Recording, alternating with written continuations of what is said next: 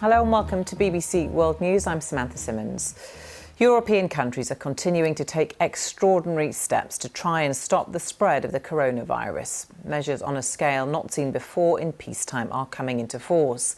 In Spain, there's a nationwide partial lockdown for the next 15 days, while in France, all cafes, restaurants, cinemas and most shops have been ordered to remain shut. This report from Rich Preston.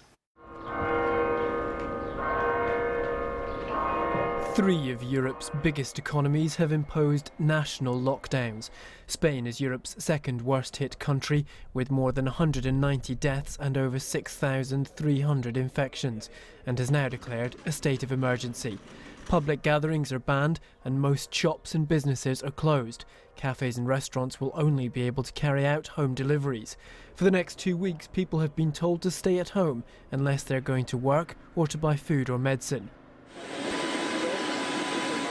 Begoña Gomez, the wife of the Spanish Prime Minister Pedro Sánchez, and pictured here with her husband last year, has tested positive for the virus.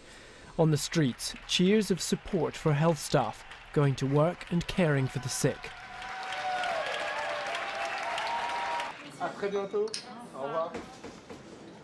At the stroke of midnight, sweeping new restrictions came into force across France.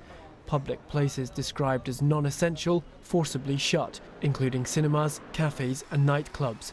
The traditional French bistro, an integral part of the country's cultural identity, closed. More than 90 people in France have now died from coronavirus, and authorities say this is the only way to prevent mass fatalities. J'ai conscience des efforts et des sacrifices.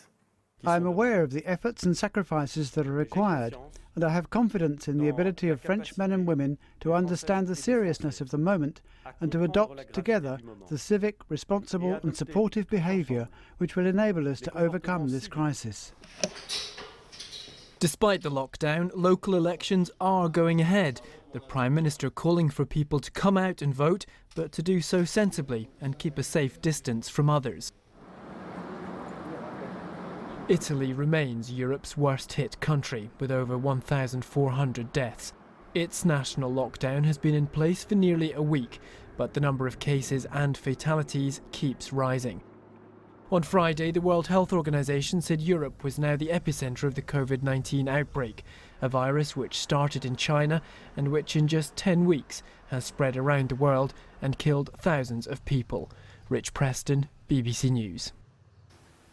Well, one of the world's largest airlines, American Airlines, is to cut 3/4 of its international flights because of the disruption caused by the coronavirus pandemic.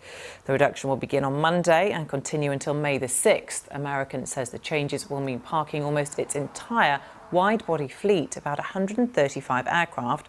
Short-haul flights will continue as scheduled. Simon Jones has more. Well, if you want a sign of how badly coronavirus is affecting the airline industry, look no further than the announcement made by American Airlines that it's grounding 75% of its flights because really demand has dropped so much and there are travel bans around the world. So it's saying it's going to concentrate on short-haul flights, and most of its long-haul flights are going to be axed. So for example, here Heathrow Terminal 3, it's a base for American Airlines, but we're told there's only going to be a couple of flights a day. And of course, British people won't be allowed to get on those flights to go to the US, where those flights are heading, because there has been a ban on people from Europe travelling to the US. Simon Jones there. The White House doctor has said President Trump has tested negative for coronavirus. He underwent the check days after hosting a meeting with the Brazilian president, at least 4 of whose entourage have been infected. The capital city of the Philippines has declared a state of calamity due to the coronavirus outbreak. Around 13 million people living in metropolitan Manila are under strict new rules set by the government. The country has 140 confirmed cases and 11 deaths from COVID-19. Our reporter Howard Johnson is in Manila.